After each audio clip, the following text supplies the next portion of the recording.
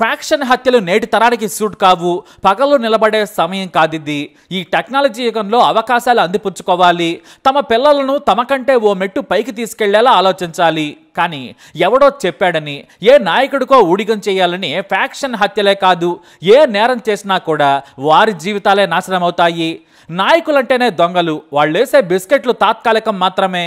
కానీ పెద్ద నాయకుల కోసం నేరాలు చేస్తే జీవితాలు దుర్భరమవుతాయి. అందుకు ప్రత్యక్ష ఉదాహరణ వైసీపీ దివంగత నేత చిరుకులపాడు నారాయణ రెడ్డి హత్య కేసు. పత్తికొండ మాజీ ఎమ్మెల్యే కంగాటి శ్రీదేవి భర్తైన నారాయణ రెడ్డిని అత్యంత దారుణంగా చంపారు. కానీ ప్రతిదానికి న్యాయస్థానం ఉందన్న విషయం గుర్తుంచుకోవాలి. ఈ కేసులో ఏకంగా 11 మందికి జీవిత ఖైదు విధించారు జిల్లా న్యాయాధికారి కబర్ది. 2017 మే 21వ తేదీన నారాయణ రెడ్డి, ఆయన అనుచరుడు బోయ సాంబశివుడు దారుణ హత్యకు గురయ్యారు. ఈ కేసులో మొత్తం 11 మందిని నిందితులుగా చేర్చారు పోలీసులు. దాదాపు 29 మంది సాక్షులను కోర్టు విచారించింది. చివరకు 5 మందిని నిర్దోషులుగా తేల్చింది. కానీ 11 మందికి మాత్రం జీవిత ఖైదు పడింది. ఈ కేసులో Pattikonda MLA Shyam Babu, Valmiki corporation chairperson Kappatrala Bojjamma పేర్లను న్యాయస్థానం తొలగించింది. A4గా ఉన్న రామాంజనేయులు విచారణ దశలో మృతి చెందాడు. కానీ ఇక్కడ శిక్ష పడింది 11 మందికి మాత్రమే కాదు, మొత్తం 50 మందికి పైగా. ఎందుకంటే ఈ నిందితులకి చిన్నపిల్లలు, వృద్ధాప్యంలోని తల్లిదండ్రులు, కుటుంబ బాధ్యతలు ఉన్నాయి. వారి పిల్లలను ఇప్పుడు భర్తలు లేకుండా భార్యలే పెంచి పెద్ద చేయాల్సిన పరిస్థితి ఏర్పడింది. కోర్టులో ఈ తీర్పు రాగానే నిందితుల బంధువులు కోర్టు ఆవరణలో ఏడ్చిన తీరు నేరస్తులకు ఓ గుణపాఠం కావాలి. ఎందుకంటే ఆవేశంలో నేరం చేస్తే శిక్ష వారి కుటుంబ సభ్యులకు పడుతుందన్న విషయం గుర్తుంచుకోవాలి. శిక్ష పడ్డ తర్వాత వారి కుటుంబ సభ్యుల ఏడుపులకు కోర్టు దద్దరిల్లింది. కానీ మరి వీళ్ళు ప్రాణాలతోనే ఉన్నారు కదా, మరి దారుణ హత్యకు గురైన వారి కుటుంబ సభ్యుల కన్నీళ్ల సంగతి ఏంటి? అందుకే హింస దేనికి సమాధానం కాదు. ఈ జంట హత్యల తీర్పులను చూసైనా సరే మారాలి. అసలు ఈ జంట హత్యలు ఎలా జరిగాయి, కోర్టు ఎలా వీరికి శిక్షలు వేసిందో చూద్దాం. సినిమాను మించిన ఈ హత్యల్లో ఒళ్ళు గగుర్లు పొడిచే వాస్తవాలున్నాయి. చిరుకు నారాయణ రెడ్డి పత్తికొండ నియోజకవర్గంలో వైసీపీకి ప్రధాన నాయకుడిగా ఎదుగుతున్నాడు. వైసీపీ అధినేత జగన్ దగ్గర మంచి పేరు కూడా ఉంది. జగన్ ఆశీస్సులతో పత్తికొండ ప్రాంతంలో పార్టీని ముందుకు తీసుకెళ్తున్నారు ఈయన. అయితే ఇక రాజకీయాల పరంగా నాటి టీడీపీ నాయకులకు నియోజకవర్గంలో ఇతనితో పడేది కాదు. అయితే అసలు పోరాటం ఇసుక దందా విషయంలో వచ్చింది. నాడు ప్రత్యర్థుల ఇసుక దందాకు వ్యతిరేకంగా నారాయణ రెడ్డి పోరాడారు. దీంతో అతనికి ప్రత్యర్థులకు మధ్య పచ్చగడ్డేస్తే బొగ్గుమేనంత తారాస్థాయికి చేరింది వ్యవహారం. అలా పత్తికొండ నియోజకవర్గంలో వైసీపీకి టీడీపీ మధ్య పోరు పెరిగింది. నారాయణ రెడ్డిని తట్టుకోలేక ఏకంగా నారాయణ రెడ్డిని చంపితే ఎదురుండదనుకున్నారు ప్రత్యర్థులు. అందుకోసం చాలా పక్కాగా స్కెచ్ చేశారు. 2017 మే 21న కర్నూలులోని తన ఇంటికి నారాయణ రెడ్డి తన అనుచరులతో కలిసి బయలుదేరాడు. అయితే వరుసగా వివాహ వేడుకలున్నాయి. తన అనుచరులు శ్రేయోభిలాషుల పెళ్లిళ్లు కావడంతో ఆయన వెళ్ళక తప్పలేదు. దీంతో ఆయన ఇంటి నుంచి బయలుదేరుతుండగానే ప్రత్యర్థులు ఆయనపై నిఘా పెట్టారు. ఆయన తిరుగు ప్రయాణంలో ఖచ్చితంగా వెల్దుర్తి కృష్ణగిరి దారి మీదుగానే వస్తాడని అనుకున్నారు. నారాయణ రెడ్డి కారు వెంట మరో కారు కూడా ఉంది. ఆ కారులో అనుచరులున్నారు. మొదట నంద్యాలలో, ఆ తర్వాత వెల్దుర్తిలో పెళ్లిళ్లకు హాజరయ్యారు నారాయణ రెడ్డి. ఆ తర్వాత హనుమాన్ జయంతి వేడుకల కోసం తన స్వగ్రామమైన చిరుకులపాడు చేరుకున్నారు. అక్కడ ఆంజనేయ స్వామికి పూజలు చేశారు. కాసేపు గ్రామస్తులతో కబుర్లు చెప్పుకున్నారు. స్థానిక రాజకీయాల గురించి కూడా మాట్లాడారు. అక్కడే భోజనాలు కూడా చేశారు. ఆ తర్వాత అదే రోజు మరో పెళ్లికి కృష్ణగిరి మండలం రామకృష్ణాపురంలో హాజరు కావాలి. వాస్తవానికి ఆయన వేరే పని మీద కర్నూలు వెళ్లాల్సి ఉంది. కానీ దగ్గర వాళ్ళు కావడంతో వెళ్ళకపోతే బాధపడతారని అనుకున్నారు ఆయన. పైగా తన కోసం ఎదురు చూస్తున్నామని సన్నిహితులు ఫోన్ చేయటం మొదలు పెట్టారు. దీంతో 2 వాహనాలలో పెళ్లికి బయలుదేరారు.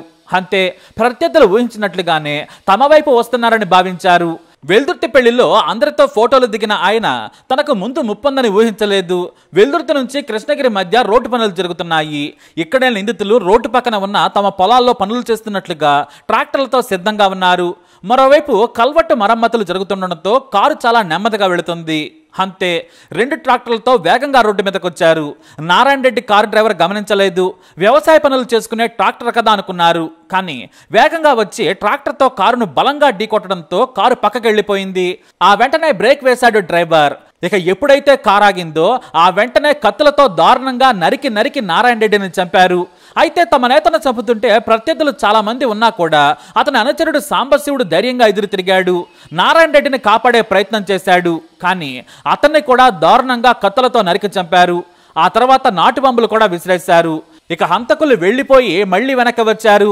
నారాయణ రెడ్డి గాని బ్రతికుంటే తమను చంపుతాడని భయపడ్డారో లేదంటే అంత కోపమో కానీ ఏకంగా ఆయన తల మీద రాయితో మోది అక్కడి నుంచి పారిపోయారు. ఈ హత్య ఏపీ వ్యాప్తంగా సంచలనం సృష్టించింది. వైసీపీ నాయకులు అధికార టీడీపీపై ఆరోపణలు చేశారు. పత్తికొండ వైసీపీ ఇన్ఛార్జిగా ఉన్న నారాయణ రెడ్డి అడ్డుగా ఉన్నారనే చంపేశారని ఆరోపణలు చేశారు. అయితే ఈ హత్యపై నాటి డోన్ డీఎస్పీ ఆధ్వర్యంలో ప్రత్యేక టీంను ఏర్పాటు చేశారు. మరో 2 బృందాలు కూడా ఈ కేసు విచారణలో పాల్గొన్నాయి. నిందితులను పట్టుకునేందుకు తీవ్రంగా కృషి చేశాయి. మొదట 12 మంది నిందితులను పోలీసులు అరెస్టు చేసి విచారణ చేశారు. అయితే చిరుకలపాడు గ్రామానికి చెందిన పెద్ద బేసన్న కొడుకు రామాంజనేయులు, కోతుల రామానాయుడులను వైసీపీ నేత నారాయణ రెడ్డి మనుషులు చంపుతామని బెదిరించడం వల్లే ప్రత్యర్థులు హత్య చేసినట్లు నాడు పోలీసు విచారణలో తేల్చారు.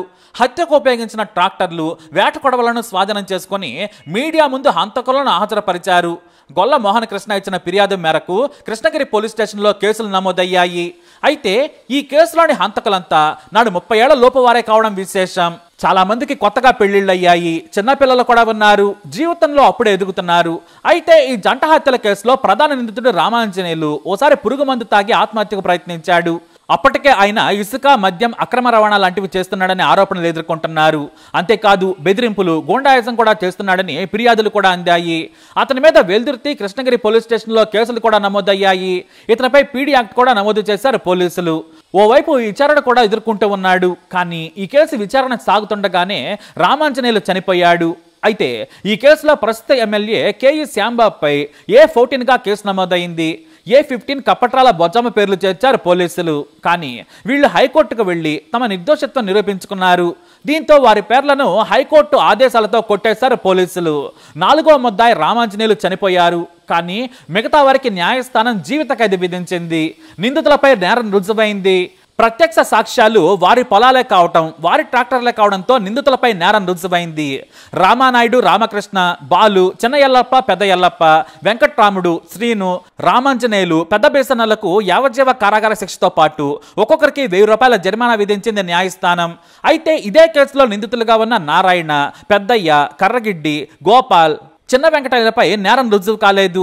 దీంతో వీరిపై కేసును కొట్టేసింది న్యాయస్థానం. శిక్ష పడ్డ వారి బంధువులు కోర్టు ముందు హాహాకారాలు పెట్టారు. ఇందులో పెద్ద బేసన్న వయసు 75 ఏళ్లు, మిగతా వారంతా చిన్నవాళ్లే. యుక్త వయసులో ఉడుకు రక్తంతో హత్య చేశారు. ఎవరు చేయించారో ఏమో కానీ ఆవేశపడి హత్య చేసి జైలు పాలయ్యారు. వారికంటే వారి కుటుంబాలకు పెద్ద శిక్ష పడింది.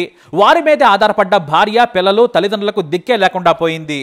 మరోవైపు నారాయణ రెడ్డితో పాటు హత్యకు గురైన సాంబశివుడు కుటుంబానికి నారాయణ రెడ్డి కుటుంబీకులు తోడుగా ధైర్యంగా ఉన్నారు. నారాయణ రెడ్డి ఫ్యామిలీ మద్దతుతో మృతుడు సాంబశివుడు తల్లి రాములమ్మ చిరుకలపాడు గ్రామ సర్పంచ్గా పనిచేస్తున్నారు. ఇక సాంబశివుడికి భార్య లక్ష్మీదేవి, 2 కొడుకులు ఉన్నారు. సాంబశివుడి తండ్రి జయరాముడు చనిపోవడంతో తల్లి, భార్య, 2 పిల్లలు గంగాధర్, మురళీకృష్ణలు వ్యవసాయం చేసుకుంటూ జీవనం సాగిస్తున్నారు. ఈ తీర్పు పట్ల వాళ్ళు సంతోషం వ్యక్తం చేయలేదు. ఎందుకంటే చంపటాలు, చావడాలు ఎవరికీ మంచివి కావు. మేము ఎన్నో ఏళ్లు కష్టపడుతున్నాం. కానీ సాంబశివుడికి నారాయణ రెడ్డి అంటే చాలా ఇష్టం. అందుకే ప్రాణాలు కాపాడే ప్రయత్నం చేశాడు. కానీ సాంబశివుడితో వైరం లేకున్నా అన్యాయంగా పొట్టన పెట్టుకున్నారని రాములమ్మ కన్నీరు మున్నీరయ్యారు. ఈ చంపటాలు, చావడాలు, జైలుకు పోవడాలు ఎందుకు? వీటి వలన ఉపయోగం ఏముంటుంది?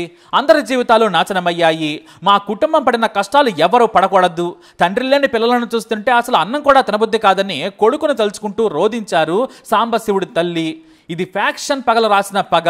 అంతిమంగా కత్తి పట్టన వాడు కత్తికే కాదు, చట్టం ముందు కూడా శిక్షింపబడతాడని నిరూపితమైంది. కోర్టు విధించిన శిక్ష 11 మందికి మాత్రమే. కానీ ఆ శిక్షను అనుభవించేది వారి కుటుంబ సభ్యులు కూడా. అందుకే పెద్ద నాయకులు చెప్పారనో లేదంటే పాత పగలనో తమ వాళ్ల కోసమనో కత్తి పడితే చివరకు ఎలాంటి శిక్షలే పడతాయి మీ కుటుంబానికి కూడా? మీ అభిప్రాయాన్ని కమెంట్ ద్వారా తెలియజేయండి. ఈ వీడియో అప్డేట్స్ కోసం మై ఛానల్ ఫాలో అవ్వండి. అలాగే తప్పకుండా సబ్స్క్రైబ్ చేసుకోండి.